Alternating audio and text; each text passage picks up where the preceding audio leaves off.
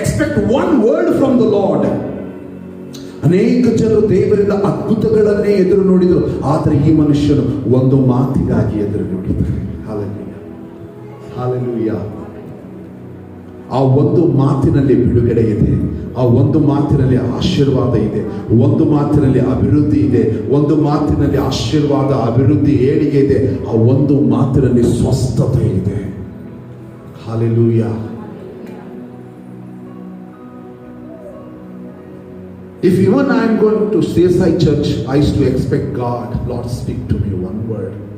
ನಾನು CSI ಸಭೆ ಹೋದರೂ ಕೂಡ ಅಲ್ಲಿ ಕೂತ್ಕೊಂಡು ಅಲ್ಲಿ ಸಭಾಪಾಲಕರು ವಾಕ್ಯ ಹೇಳುವಾಗಲೂ ಕೂಡ ನಾನು ಒಂದೇ ಒಂದು ಕೇಳ್ತಿರ್ತೇನೆ ಅಂದರೆ, ದೇವರೇ ಒಂದು ಮಾತು ಸಾಕವರ ಬಾಯಿಂದ, ನಿನ್ನ ಮಾತು. I need your word, I need your word. ಅದಕ್ಕಾಗಿ ನಾನು ಬಂದಿದ್ದೇನೆ ದೇವರೇ. Hallelujah. When I get that word, ಯಾವಾಗ ವಾಕ್ಯ ನಾನು ಹೊಂದಿಕೊಳ್ಳುತ್ತೇನೋ, I will carry that word and I will praise to God. ಆ ವಾಕ್ಯವನ್ನು ಹಿಡಿದುಕೊಳ್ಳುತ್ತೇನೆ, ಆ ವಾಕ್ಯವನ್ನು ಇಟ್ಕೊಳ್ತೇನೆ, ಆ ವಾಕ್ಯವನ್ನು just I'm meditating what word God spoke to me.